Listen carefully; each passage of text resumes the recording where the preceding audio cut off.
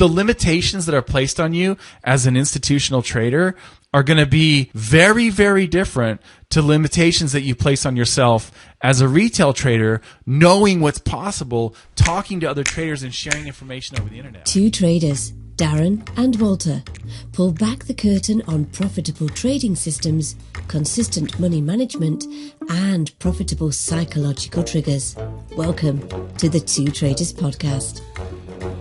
Welcome back to the Two Traders Podcast. I got Darren on the line here. And Darren, today we're going to talk about this idea where some traders have the goal of eventually working at a bank, so the currency desk at a bank, or private fund or something like this. And I guess what I'm wondering is, what are some of your thoughts on having this as a goal? Why is it that some traders want to do this?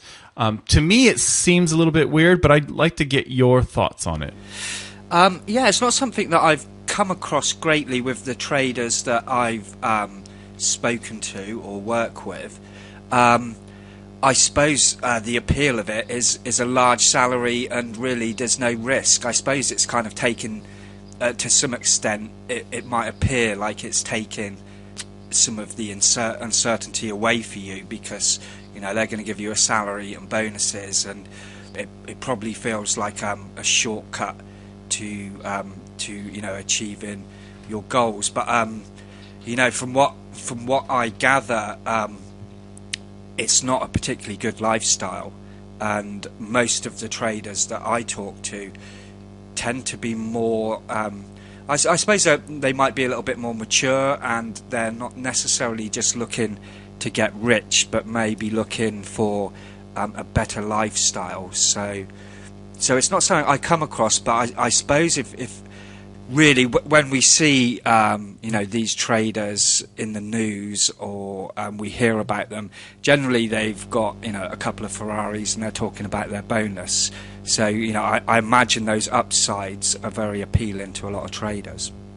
Yeah, and the way I think of it is probably you're right. Sort of it's sort of a safe route to go. Like they feel like, well, at least I'm gonna I'll for sure have a lot of money to trade, and I'll for sure make some money. But I think what people, and maybe like as a stepping stone, if your ultimate goal is to have your own fund, maybe you would want to work at a bank or at a private fund for some time before you step away and run your own show. Although that transition is often difficult for other reasons that we probably can get into maybe in a different episode. But I guess that to me makes sense in some regard. But in a lot of ways, I agree. I don't really know why, because most traders, like you say, are more interested in the freedom than anything else. So it might be that they've had a job for a long time and they're just ready to get out. It might be they're transitioning into retirement.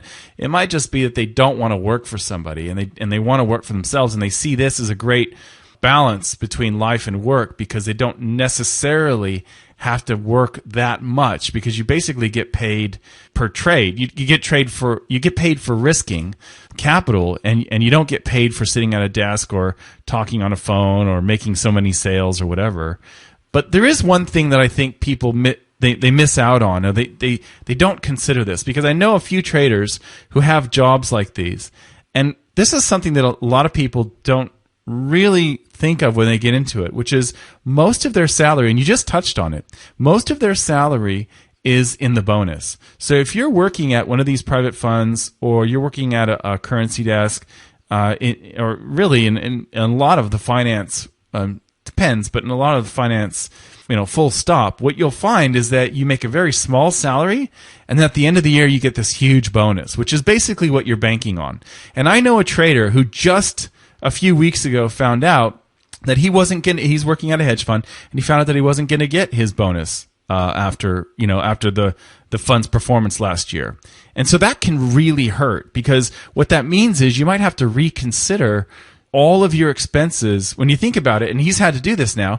He has to reconsider all of the things that he spent money on the previous year, sort of banking on the fact that he was going to get this big fat bonus that was going to dwarf his salary in January, and it didn't materialize. So this is something that you've got to consider as well, is it's not always going to be the case that you can count on that fat cat bonus coming through. But that's basically how people live their lives when they have these jobs, is they assume that they're going to get this big huge bonus. So Now, obviously, we're talking about situations when you're working for a company. We're not talking about a situation where you actually are one of the founders of the company, because that's totally different. But if you actually go and apply for a job and start working with people that you don't really know, that's kind of what we're talking about here. And I think that a lot of traders, so if I were to make a list of things that you probably didn't consider, but probably should. One is the long hours, which you've touched on.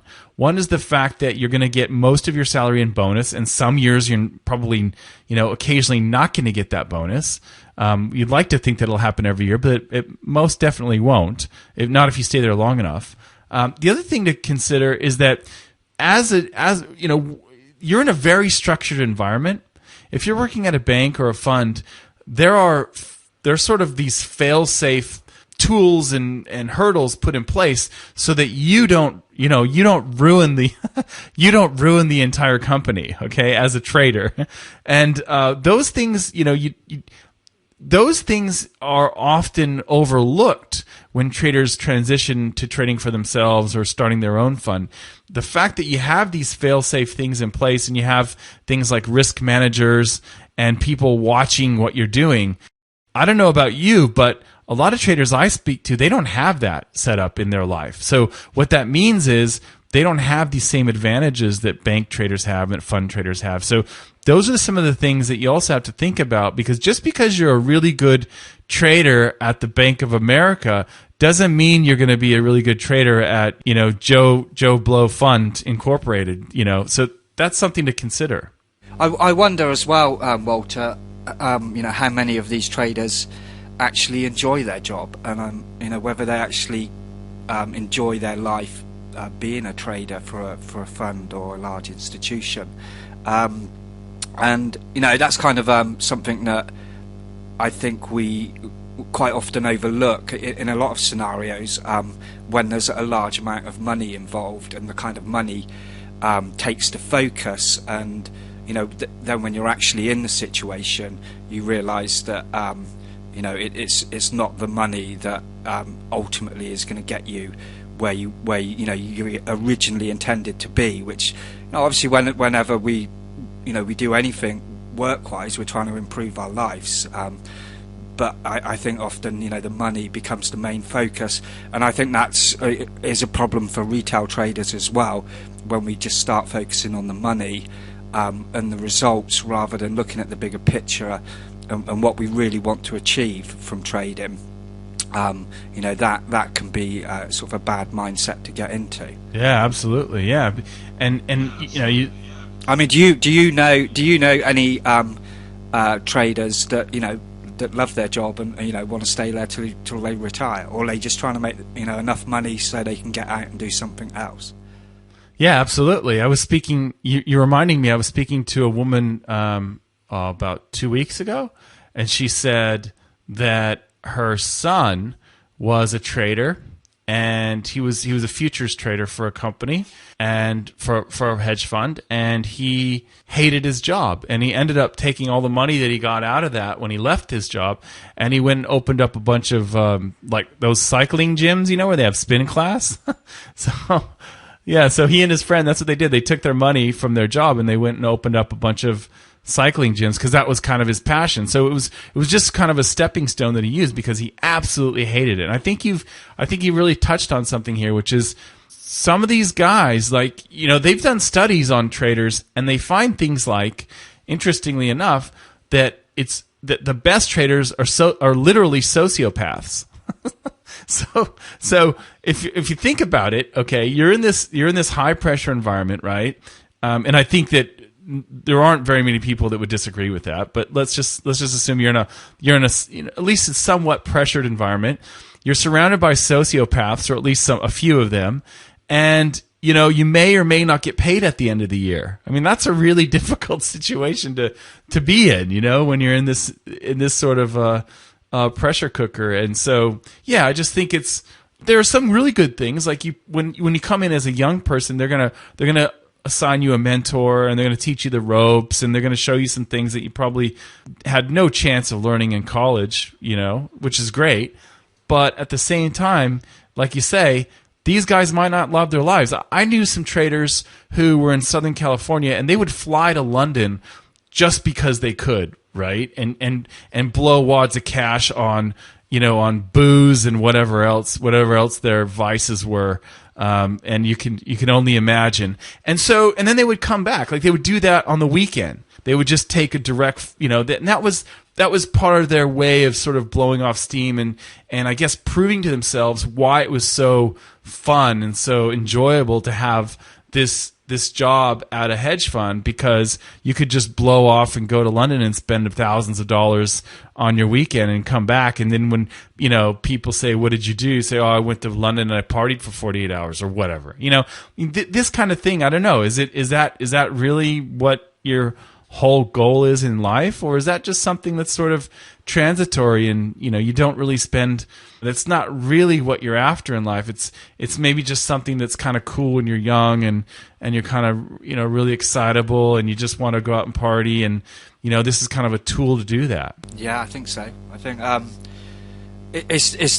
we're bombarded with that message nowadays anyway, aren't we? That's what we're told is living, and what we should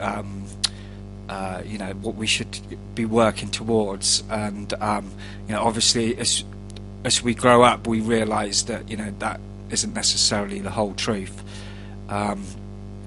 So me personally, and you touched on the point that you get an education by going to work for these institutions, funds, companies, whatever. But I think nowadays, if you've got enough drive and ambition, that information is all available for you, for free on the internet anyway. And people should just, if you're a smart guy, then believe in yourself a little bit and do some trial and error. It doesn't cost you anything to open a demo trading account and use trial and error. But obviously, again, most of the information, tells us that it needs to be done in a specific way, and unless you learn these specifics, then you're not going to be successful. So we're kind of funneled down a sort of narrow corridor, and it takes quite a person to be able to break out of that and start thinking for themselves. Absolutely, yeah. That's absolutely, yeah. I mean, that's part of the thing. I think that's a good point. You bring up this idea that you're gonna have a mentor. You're gonna have this education. They're gonna show you the ropes when you go into a job at, say, a bank, and you're on the currency desk at a bank. But the beauty of the internet is you can get what you need out there. It's all out there on the internet for you. It's waiting for you. Now, you can also find mentors on the internet. You can find whatever you want really on the internet, can't you? But the idea that as a goal to go, the ultimate job is to go and work for the currency desk at UBS or whatever, that if that's your ultimate goal, I would ask, why is that? Is it because you want the prestige so that when you go back to your high school reunion, you can tell everyone that you're a currency trader at UBS? Or is it because of the money and you feel like that's the best way to make a lot of money? You don't have a lot of money in your trading account now, so you can't scratch together much, and you feel like you're kind of behind the eight ball there, so you'd rather go and trade someone else's money? Is it because you think that you won't learn really how to be a trader unless you go and find the mysterious systems that they're using at the bank? Is that really what it is? Because to me, another thing that I've learned is when you talk to these people who have been in these institutions for their whole career, they are jealous. In some regards, the older ones are jealous of people like you and I, and most of the people listening to this, and they'll say things like, "You're a virgin. You don't know what it's like in the real finance world," and they're saying that's a good thing. That's a good thing that you're a virgin. And one of the things that comes across is that if you're just some trader who's learned a few systems, and let's say you're break even and you're just starting to make money, okay? You've just gone through that break even stage and you're just starting to make money right now. The potential that you see in terms of your trading is probably, that potential that you have is probably completely different to the potential that a trader would see at an institution. And what I mean by that is this is all related to leverage and kind of risk management, right? But what happens, your goals that you have at a fund and what's likely to be considered a really good performance to the average profitable trader who's just a retail trader, that might be considered like, not so good. You know what I mean? Like, I don't know. I think I can do better than that. In other words, the limitations that are placed on you as an institutional trader are going to be very, very different to limitations that you place on yourself as a retail trader, knowing what's possible, talking to other traders and sharing information over the internet. I think that's another piece here that people don't consider, is that you can actually do really, really well if you don't have these limitations placed on you by the institution that says, no, we're only really trying to make 2.5% this month or whatever it is. We're really trying to shoot for, 3% this quarter. These sorts of things that where it's like, that it's a different game. It's a completely different game because of the leverage, because of their clients, because of the way it's set up. It's not quite the same as it is if you're a retail trader who is doing this for yourself. So I think that's another thing to consider. Yeah. I think, I saw something on TV where it's quite a big problem in the States now, where all the smartest people coming out of university there are going to work in Wall Street, and whereas before they would go and be scientists or surgeons, or and now they're everyone wants to work on Wall Street, and really the only reason must be is the money. I can't think there's any other reason that are drawing these people to do. It's not like you're working in an amazing environment. It's not like you've got a nice relaxed workplace. It's high stress, and I guess that the turnover is quite high as well. I guess you're given a short amount of time to prove yourself, and at the same time, I'm guessing you're expected to sort of maintain that level of results as well. So I imagine that the job security is pretty low as well. I think people are just being drawn by money so much now. It kind of feels a little bit like the 80s to me again, where as long as we're making bucks, then it's okay. And I'm glad I've kind of never been like that. And as you know, anyway, I'm just like a complete contrarian, so I could never work for anyone anyway. And I've always rather start my own small businesses and try on my own. Whether that's been a good or bad idea, I don't know. But I would struggle being told what to do every day anyway. Yeah, it's funny how that these sorts of things are, they attract people like that, where you can, it's really about the freedom. And I guess that's the main thing here is I know you're basically saying the same thing, that most of the traders you come across aren't really after that.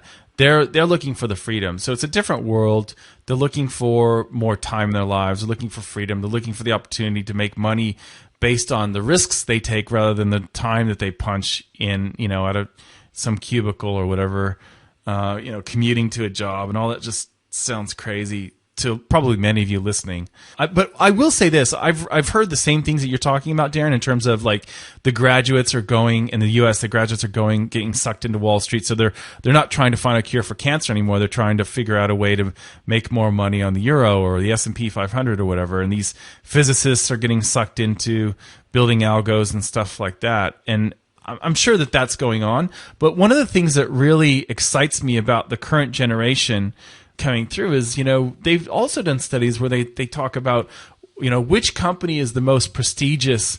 And I could probably post a link underneath this one too, where we can post some of these stories that we've talked about here. But I say, which company is the most prestigious one? And what they found is that the current generation is going through university now, but whereas before it was like, oh, I wanted to work for IBM, or I wanted to work for, whatever, these banks or whatever, these companies. What's happening now is that they're looking toward these charitable organizations, and people are actually spending a lot of time, whether it's between graduating from university and going for a real job, they're actually going and working for basically causes outside of, just making money. So whereas maybe the cream of the crop is being sucked into Wall Street, it sounds like the vast majority of the current generation is really more interested in helping out. And I think that's kind of a welcome change. I think that's something that's in some ways different to the way that we grew up. The way that I grew up, like you say, growing up in a time when greed is good and all of that that's in the media, it's pretty crazy when you think about it. And so I think it's refreshing that. And I had actually there was a broker. I used to have an account with a broker, and they had given me like a guy who was sort of like the guy that would talk to me, right? And so he was like my guy, and if I ever needed something, I'd talk to this guy, right? And one day I was talking to him, and he was like, yeah, so I'm leaving the company. I'm like, oh, really? So he said, yeah, I'm leaving the company. He said, I'm going to go, he was going to go do some charity work in Asia or something. Like, that was really what he wanted to do. He really didn't like working that job at the retail Forex broker. And I was like, oh, that's really interesting. He was a younger guy. And I talked to his boss, the owner of the company. And he said, yeah, he said, I don't know why he wants to do that, but he does, and he was an older guy, he was more in our generation where it's like, you grow up with these things, these principles, and it's just interesting to me to see that this kid was really excited to leave his well-paying job and go and do some work for other people. I think that's kind of an interesting twist on what's happening. So it'll be interesting to see where the world is at in 20 years, if I'm around 30 years, and see how things have changed. If people are more inclined to give back and help out, and see if we can help some of those areas of the world that basically need it, because we've got some huge problems on the planet, and I'm not sure that working on Wall Street, or even really when it comes down to it, building your own trading account from your in your underwear in your living room or whatever, at home, I don't think that's going to do much either. So, we just got to think about these things in terms of what is it really all about? Are you here to help, or are you here to just take as much as you can? Yeah, definitely. I'm glad you came up with something positive. I do tend to be a bit negative when I think about the world, really. So yeah, it's good to hear some positive news. And I've heard that companies that are sort of ethical tend to be doing better now, and it's kind of they're good companies to invest in. And I think it will swing back the other way. It kind of did in the 80s. It all went a bit crazy, and then people started feeling uncomfortable with it when it was so blatantly obvious what was going on. So yeah, hopefully we're kind of at the end of getting towards the end of that cycle, that sort of greed cycle now, and it will change. And I think if you're trading as a retail trader, as we all know, greed is like one of the most destructive emotions in your trading. So it does help you as a trader to think a bit more outside the box as well. Yeah. Yep. I'm with you on that one. Sounds good. Yep. I'm with you. So next time, Darren, maybe we can get into trading. This was a question actually that came up from the comments on our Two Traders podcast website. They were asking if we could get into this idea of a trading mentor versus a trading school. What are the differences and advantages, disadvantages? So that was something that they wanted to talk about. And another person actually had a specific question about your trading. So maybe we can get into that question too, about your style of trading, in the next episode. Yeah, that'd be really good. That's something I wanted to talk about today. So yeah, I'll see you then, Walter. Okay, see you. Bye.